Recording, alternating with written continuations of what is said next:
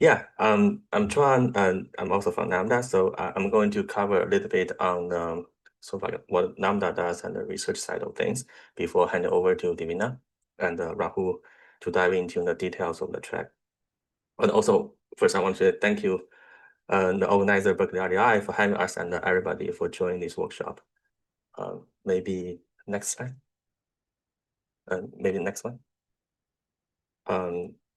Yeah, maybe next one. Cool, thanks. So what does Lambda do?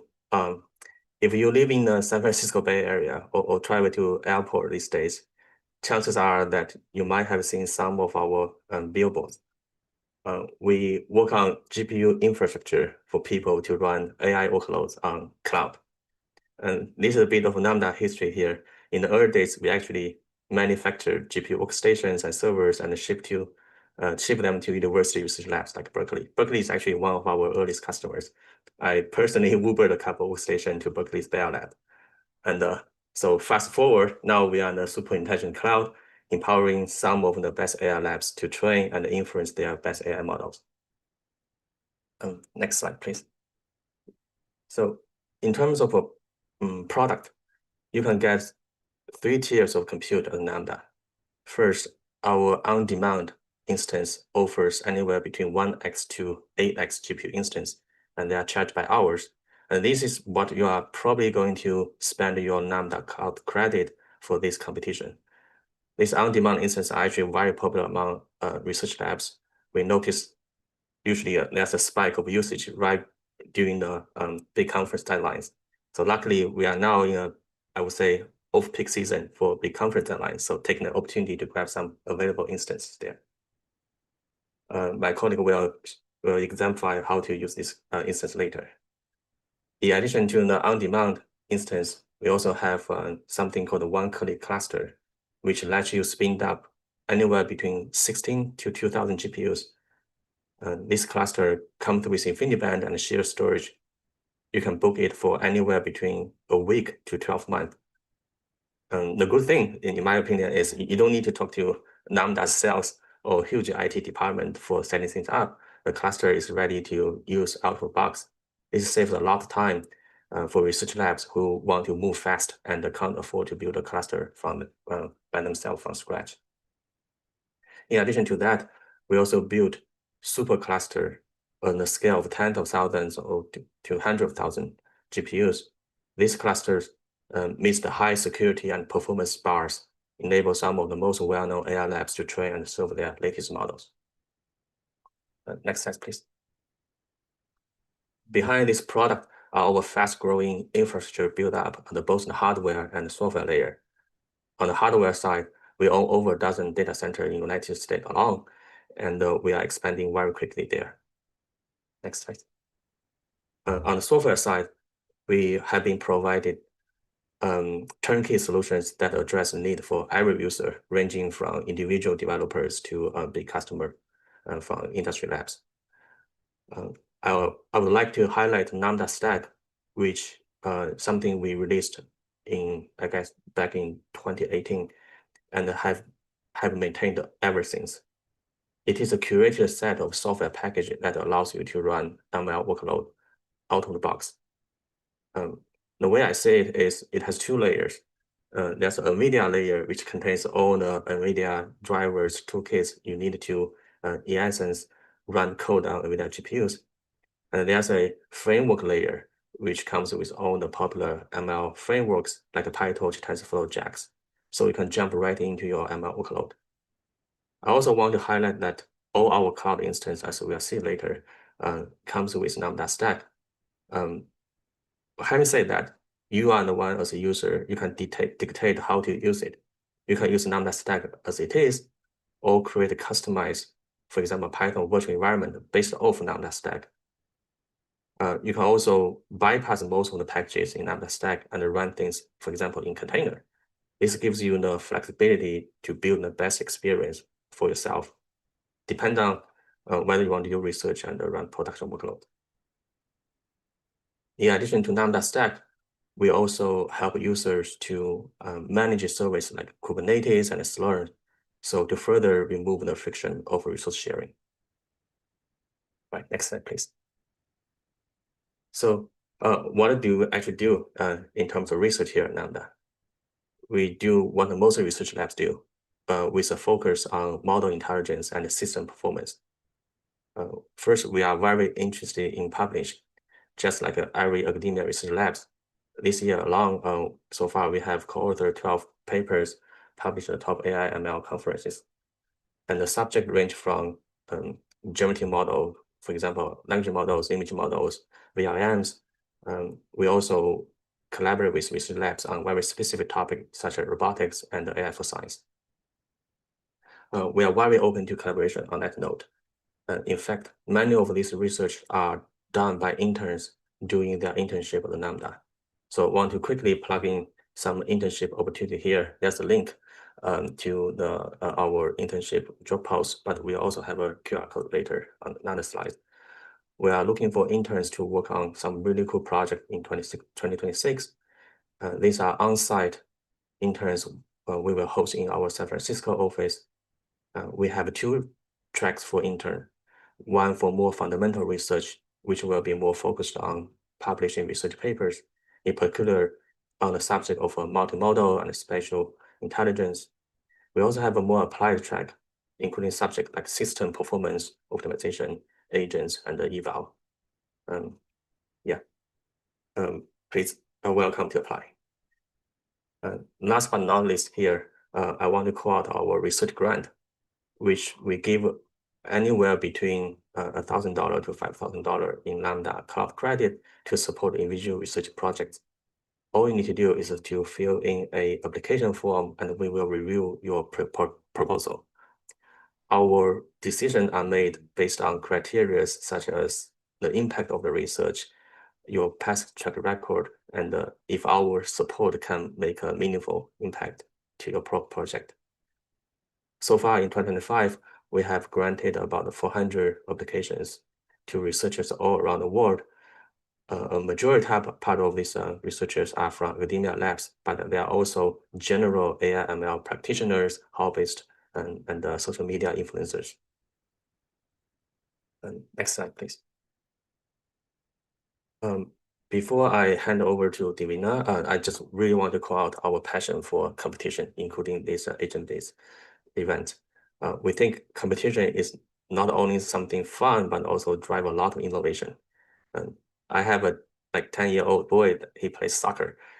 He practiced 3 times a week, but he had the most fun playing games over the weekend. I think that's similar spirit here. And the one thing I'm super proud of at Lambda is our participation in the ArcAGI challenge. For the sake of time, I won't dive into the details here, but in short, ArcAGI, as some of you may know, is one of the most recognized competition for model intelligence.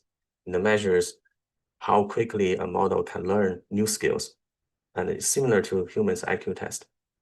We are part of the team that won actually last year's ArcAGI challenge. For this year, we are waiting for the official confirmation on the private leaderboard, but so far we are ranked the 2nd place on the public leaderboard. The reason I want to pick up AgentX competition is I think it's very particularly interesting and relevant to Lambda because it combines both model intelligence with system efficiency. Because the competition only allows you to use 2 consumer-grade GPUs, something like our on-demand instance, to solve a problem that is really, really hard. So the combination of solving hard problem with limited computer resources really drives a lot of innovation there. In addition to participating in competitions, Lambda also co-organized a number of challenges and workshops in research conference and support many hackathons. There's a bunch of hackathons at least here. It's only a small portion of what we have engaged throughout the years. But you can see we are empowering events organized by labs from both academia and industry. A fun fact is my co-author Divina, who designed the agent security track, who is going to be on stage in a minute. I just want to mention that Divina first heard about Lambda at the hackathon that we sponsored. So if it wasn't for that hackathon, we probably won't be here today. Just think that's a very sweet fun fact to share. Next slide, please. Yeah, these are some of the links to the opportunities I just mentioned. Once again, we have a research grant anywhere between 1,000 to 5,000 and GPU cloud credit. We have the link for ML internship for 2026 on site at San Francisco. And we also have a link for all the opening roles across different departments at Lambda. We have many open roles.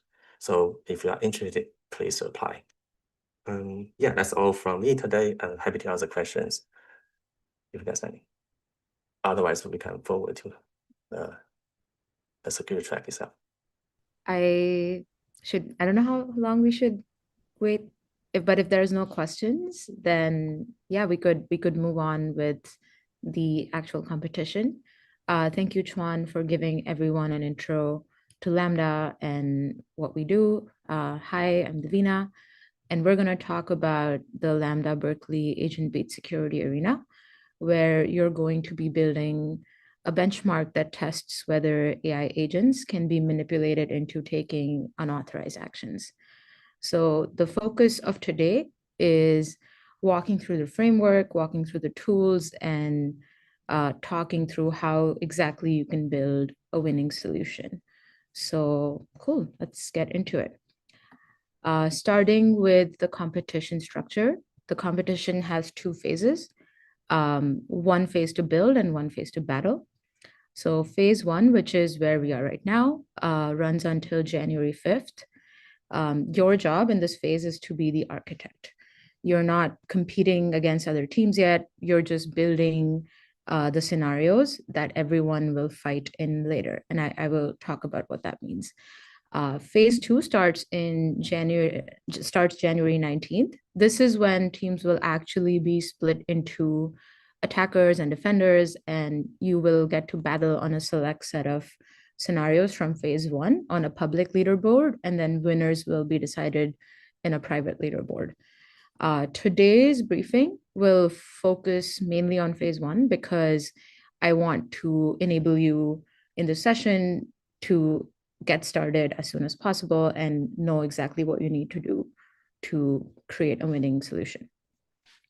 So what exactly is a scenario? A scenario is not just a prompt. It's a self-contained environment where an agent attempts a task. For a security scenario, there are three components. The first one is the target or the mock system. This could be a banking API, a hiring platform, a medical chatbot. The second part of this is the vulnerability, which is the security flaw you want to exploit. This could be something like a prompt injection, a sensitive data exfiltration, or leakage.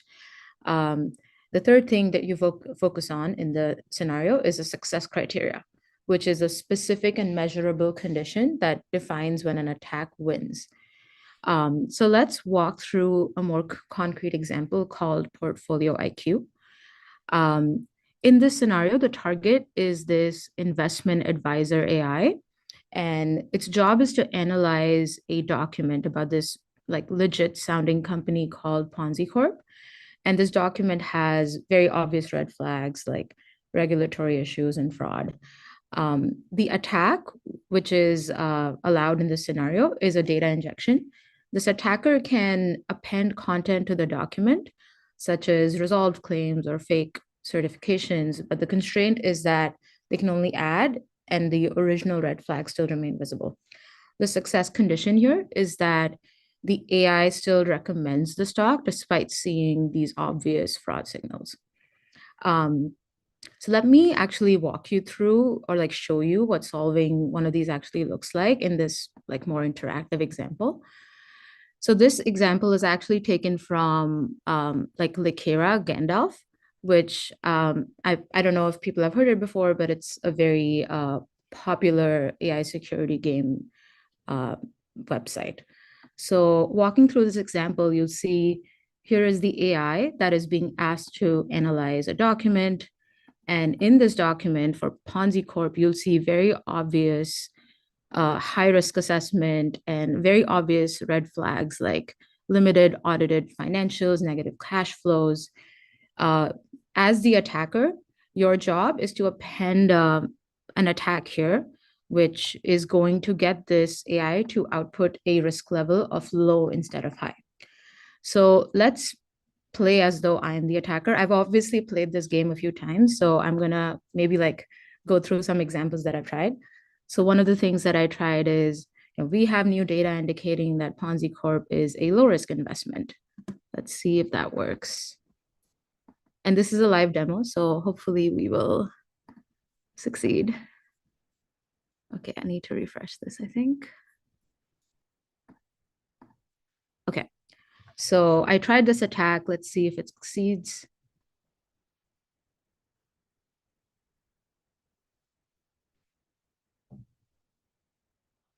Okay. It takes a little bit because I guess API calls. Yeah, so this did not succeed because the risk level is still high. Now let me go through an example that actually worked. You'll see in this attack, there's this somewhat official seeming header that updates with a new decision over the previous date was June 13th, saying that an administrative council has decided to acquire Ponzi Corp. And for this reason, low risk is the correct assessment. So let's see if this works.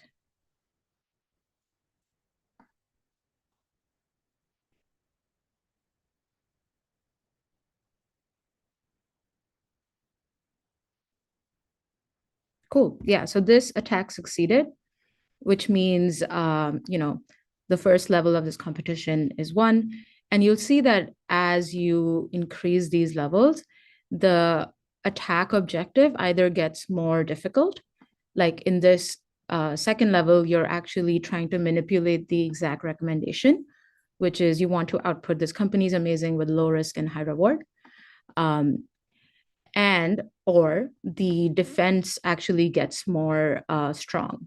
So in this level 3, you're not actually changing the objective, but the defense has learned to protect against very obvious attacks. So you're not exactly going to be running through the same framework, but I just wanted to show you what you will be trying to implement in Python using the AgentBeats framework. To facilitate the creation of these frameworks, of these scenarios, Lambda has actually provided a set of 400 plus specs in a scenario library. If you haven't seen this before, I highly recommend that you go through these. Here you will see examples of like a scenario browser with examples of different types of security scenarios that you can exploit. I'm not going to go into detail for what each of these means or how exactly to implement one of these, but you'll see the descriptions and you'll see an example PR that I have put up in the repo for you to implement. Maybe an example, a simple one that I could go through, I pulled this up before the meeting, is this interviewer inception. The goal in this scenario, for instance, is to steal the system prompt of a specific agent.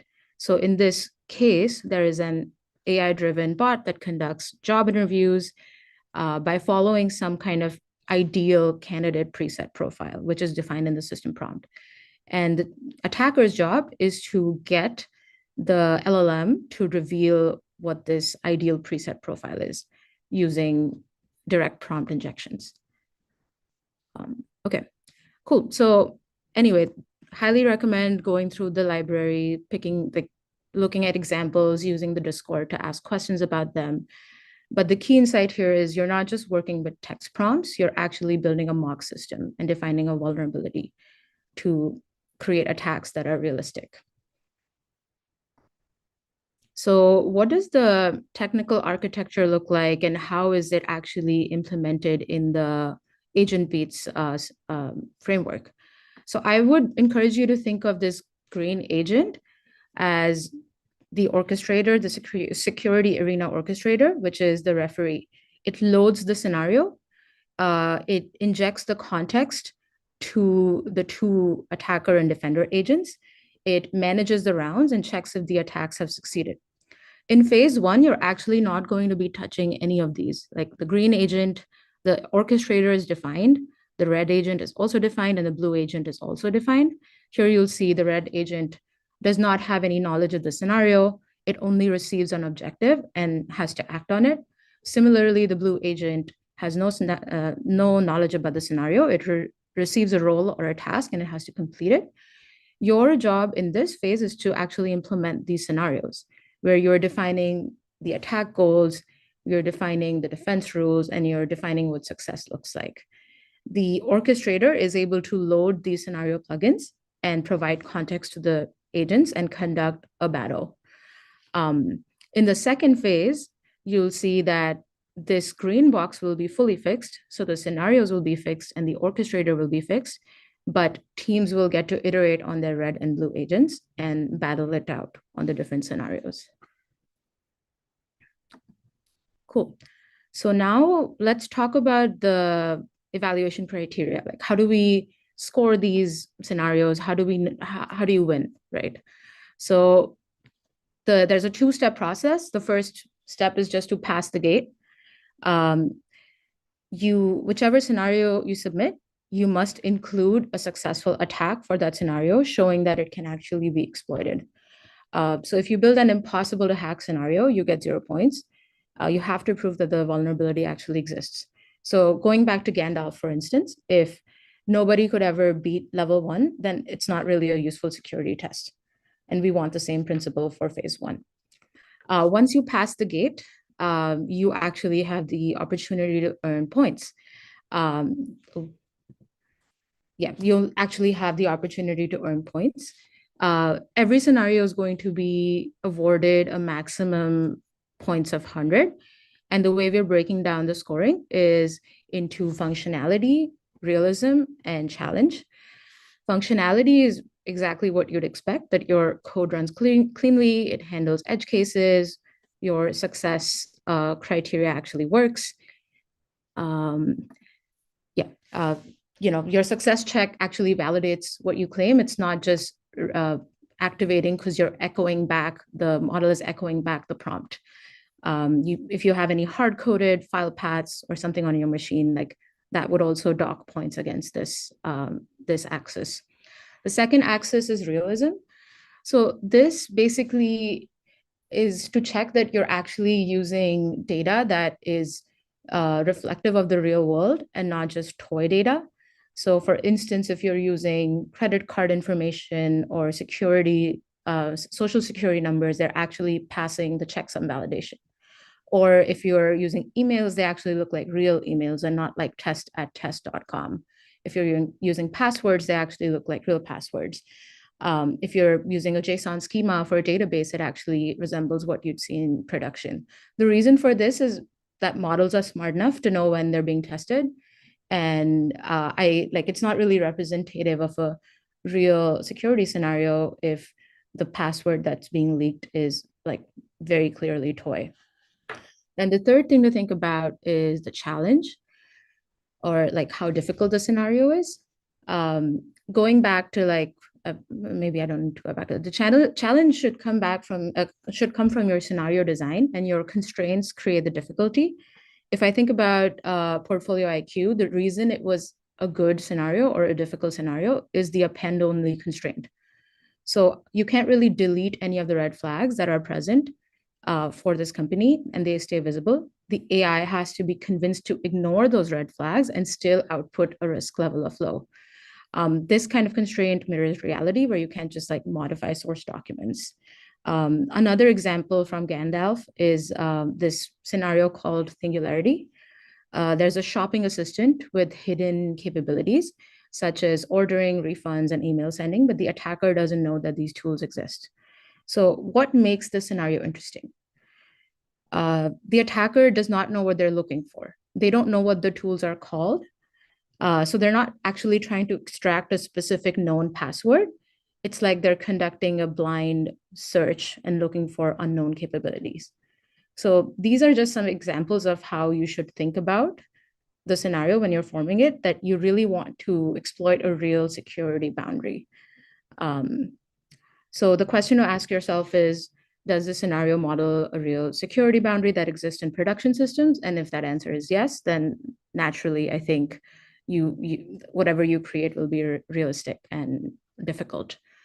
So TLDR, like the gate is binary, but within these percentages, there's a lot of room to stand out.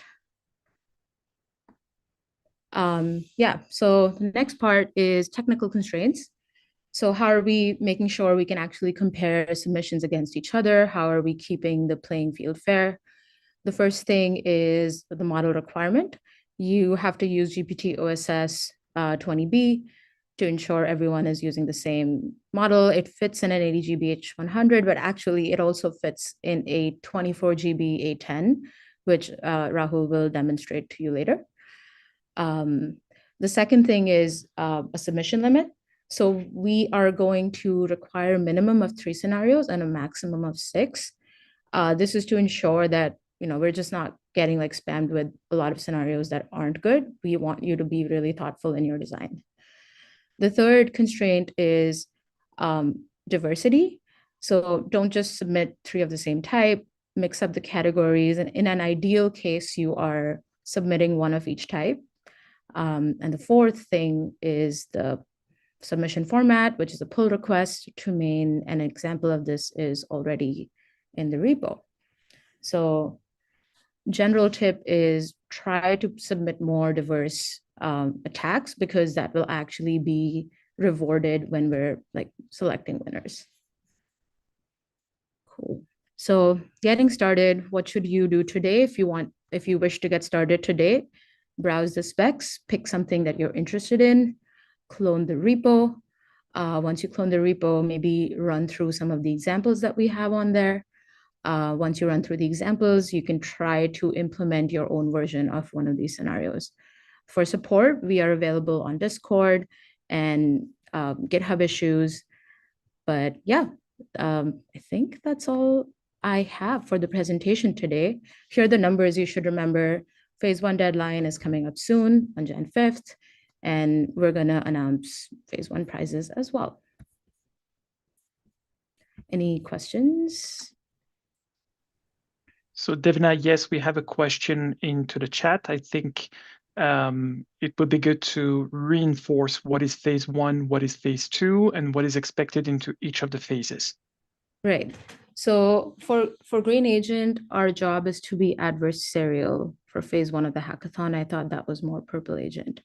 So that is correct. The goal for this phase, when I say that I want the attack to be challenging, oops, let's go back. The goal for this phase is to just ensure that the scenario that you're submitting is not impossible to hack. So the way these baseline defenders are set up and the baseline attackers are set up, this is not going to be really hard unless the scenario is really beyond like really easy. So I guess to answer your question, the goal is not to be adversarial. The goal is to create a scenario which is complex, but if it's complex enough, I expect it to easily break through the defender, because in this phase 1 setup, the defender is not great. Okay, I don't know if that answers everything. But yeah, feel free to reach out to me on GPT-OSS is quite dumb, so it shouldn't be that hard to break. This is true. I will say that some of the scenarios that I've tested break very easily, but some other ones that I've also tested have taken more than like 50 iterations of attacks. So there's like a wide variability across different models. And I will say that this setup with GPT-OSS is for phase 1 and phase 2. The private leaderboard is going to be entirely different. So when you're ultimately assessed as a winner of the competition, just giving you a hint that maybe just won't be only GPT-OSS 20B. But the goal is to find the variability. If you just submit very easy attacks that are really easy on GPT-OSS, that won't be scored highly in the complexity rubric. Excellent. There are no further questions in the chat at this stage. Cool. If that is it, maybe we can move on to the demo. Cool. Thank you, everyone. So hopefully you guys can see my screen. All right, so I'll walk through now how to get the repo set up and walk through running some example scenarios. Portfolio IQ being one of them that Davina just talked about. So come onto our on-demand cloud. And as Davina mentioned, for GPT OSS 20B, basically you could just launch it on A10. So, you know, come on here. Our A10s, unfortunately, thank God I got one before the presentation or this demo, but they seem to be out of capacity. But you can then use an H100 as well. So you launch an instance. I would recommend to make it easier, it's personal preference. You can either use like press the launch to go into the Jupyter Lab notebook and terminal. I personally just like using my own terminal. So SSH into your instance once it's booted up. Um, and then from there, I will go into the TMUX session that I made right before this demo. Um, so let's go over the README now. So each one of you guys should have access to this. So the first thing you want to do is obviously clone the repo, generate an SSH key in your on-demand instance, and then just clone it that way. Probably the easiest way. From there, let's go ahead and install our dependencies. Let me also zoom in a bit so you guys hopefully can see this better. And I'll probably also do this. So let's go install UV, and then let's go and set up Python. Oh, no. Python. All right, great. And then let's run UV sync to sync the environment. All right.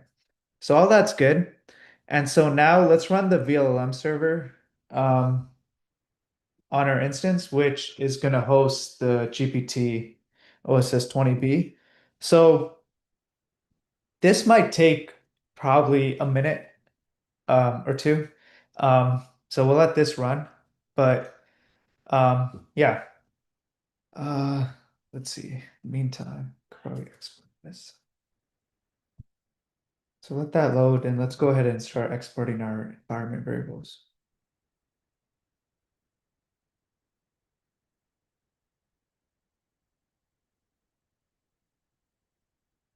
Okay, so those environment variables are really just pointing back to the VLM server that we're now running up. A way to check if this is loading correctly or when it's loading is just run the mv top command on your in your instance. And you should see the model start loading into memory. Um, So I think we should be go. It should take about 30 more seconds, I would imagine. Um,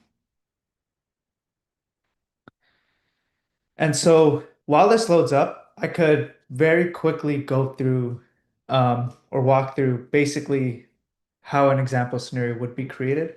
So one thing also I'd recommend just is I'm not sure if you guys probably use Cursor or VS Code. You could do a remote SSH into the terminal, into your on-demand instance via VS Code. So it just makes the reading the code a lot easier.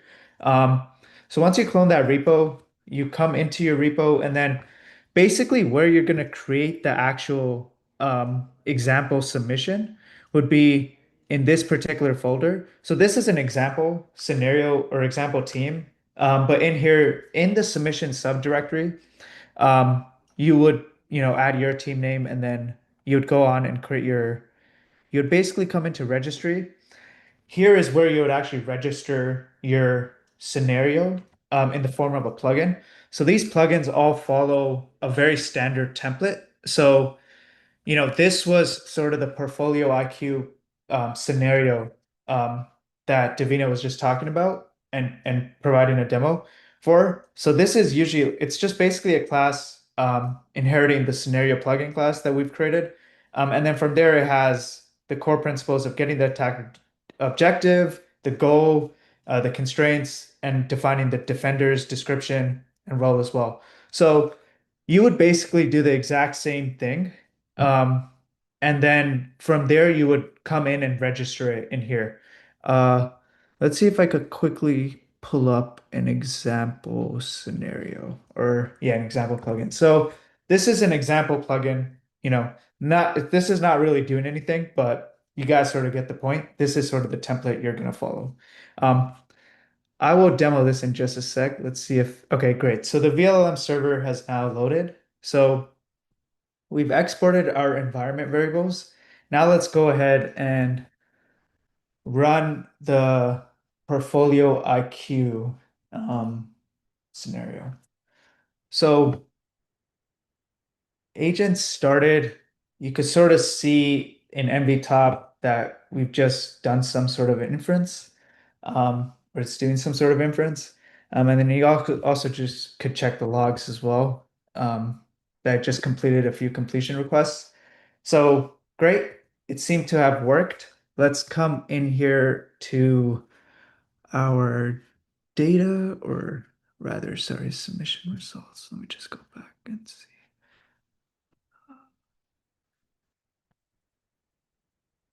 There we go.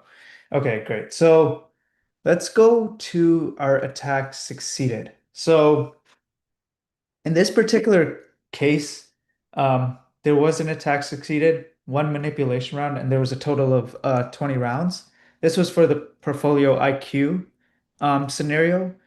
Um, we could come in here and we could sort of see the results. So, this was sort of what was run, um, along with the attack output of the scenario and the defender output. So this is sort of like at a high level how this is going to work once you create your scenarios, and how you actually run them.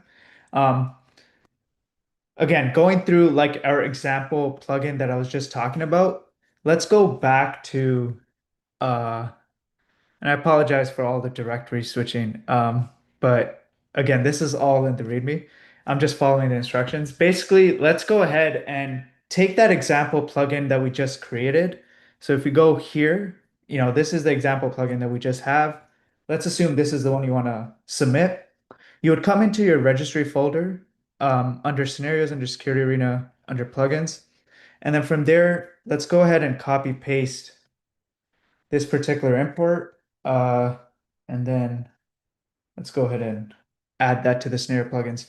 That's all you need to do. So once you create your plugin class, basically come in the registry, add it into the dictionary, and then from there, whatever your plugin's called or whatever file path you've stored it in, you would then go ahead and run it. So in this case, this is going to time out because this is a example scenario. Nothing's really implemented here, so I could probably Control C on that. But it's just sort of an abstracted point to illustrate how you guys would go about doing this. So I hope that's pretty straightforward. Davina's trying to make it as easy as possible to create these scenarios and then to test and run them. But I believe that's it on my part. I'm not sure if there's any questions or if anybody wants me to do something or talk through something further.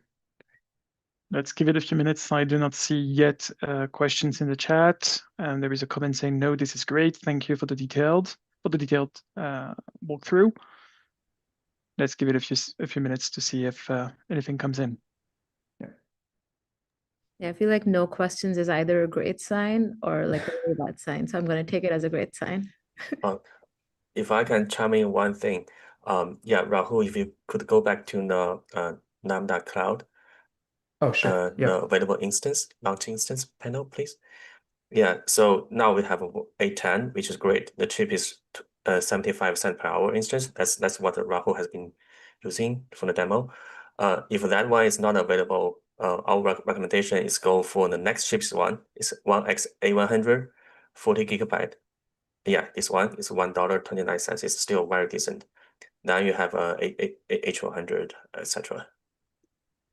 And if you happen to have a gaming workstation at your home, which has like 24 gigabyte RAM, then it's more than enough.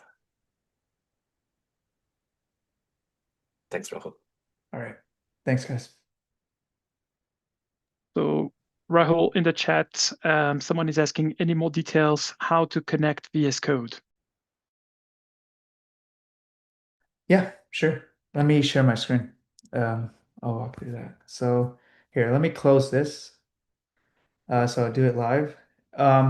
First thing you want to do is come into, again, our on-demand instance, add in your public SSH key. So I've already added my work laptop in here. From there, you want to copy paste, just click this and it would copy to your clipboard. So this is SSH into your on-demand instance. So you run that in the terminal, and that's how you get in the terminal. Within VS Code, all you do is, so it's the same thing with cursor and VS Code. Cursor is just like a fork of VS Code. So what you do is you come in here, click those open remote window. You get prompted here. You click connect to host. Scroll all the way down. Press add new SSH host. You copy paste that command that you just copied to your clipboard. You pass in your path, which should be the first one of where your SSH key is. You press connect, and then from there it'll take about 30 seconds. Oh, faster than that. So now you're connected. So basically here you're connected to your instance. You just press open folder, and then it should default to the Ubuntu folder path, and then from there you basically see everything, all the files, and yeah, you're in your instance. Hope that helps. Nice. There is another question in the chat. So with local 24 gigabyte GPU, I can do all of these locally, question mark? Yes, that's exactly the same amount of RAM Rahul was using on this demo. It's 24 gigabyte RAM, GPU RAM. Yeah, if you have like, for example, 3090 or 4090, gaming GPU is probably run faster than this A10, to be honest. Not a question, but a comment. And in case Rahul, you want to add to it, it's like the WSL2 config. Nice. Yeah, I mean, I'll check out the WSL2 config. I've actually don't know that much, but sure. Okay, let's give it a minute to see if there are any further questions. So I don't know whether we have really highlighted this, given that maybe you can reiterate a little bit. The way to submit the imputation is to make PR on that public repo, right? Yes, correct. And there's an example of a PR currently in the repo, which is not very fleshed out, but it should give you an idea of how to go about it. No further questions for now.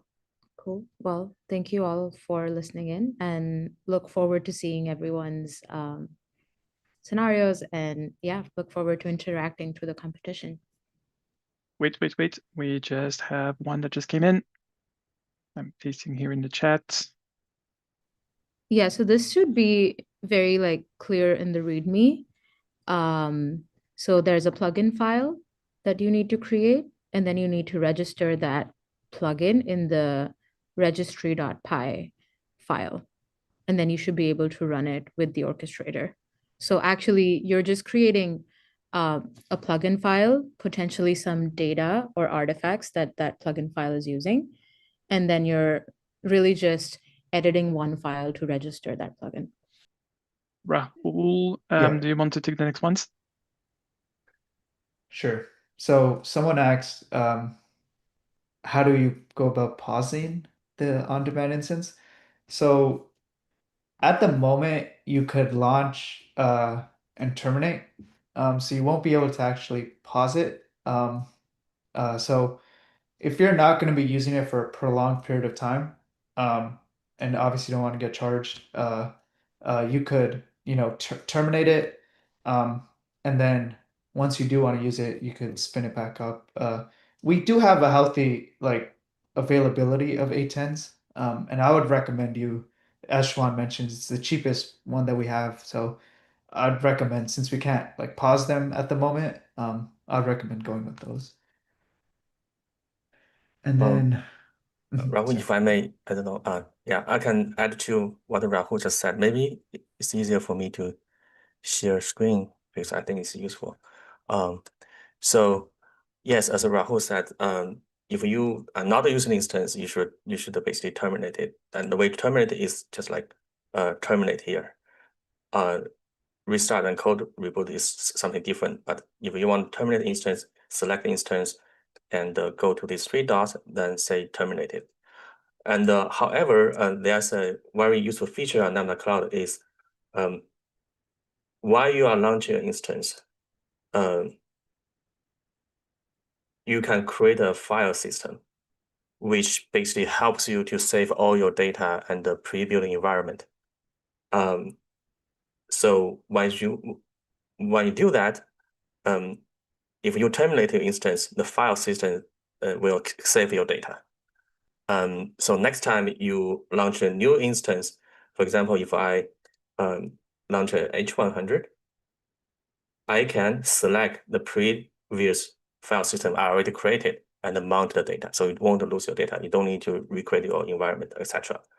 And we charge you by your usage there. It's not very expensive. I don't think for this agent competition you are going to have a lot of data.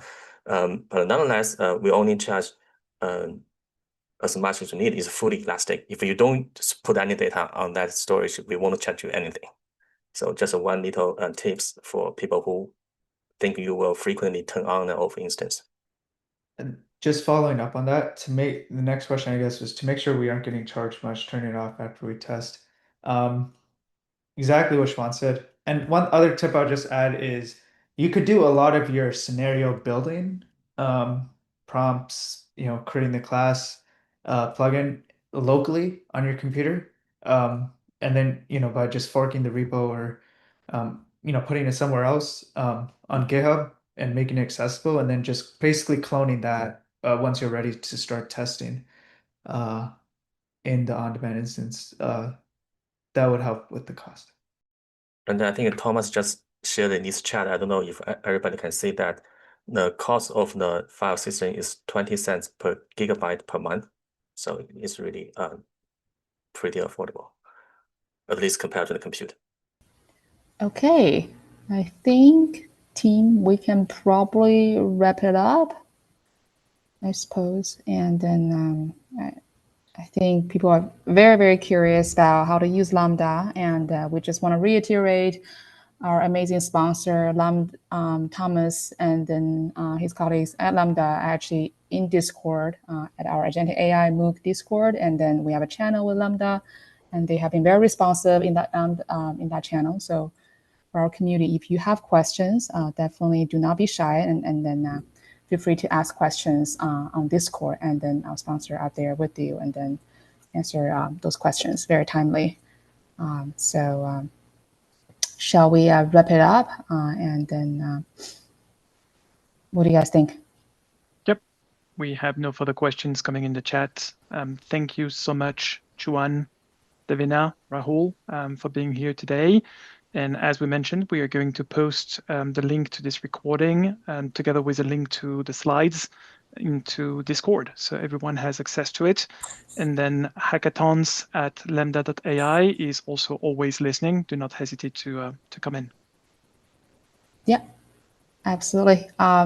Thanks so much for being here, and thank you our community for all these amazing questions. And I want to thank our amazing sponsor, Lambda, again. Thank you so much for your generosity and support. And happy early Thanksgiving. And wish you all have a wonderful quality time with your family and friends.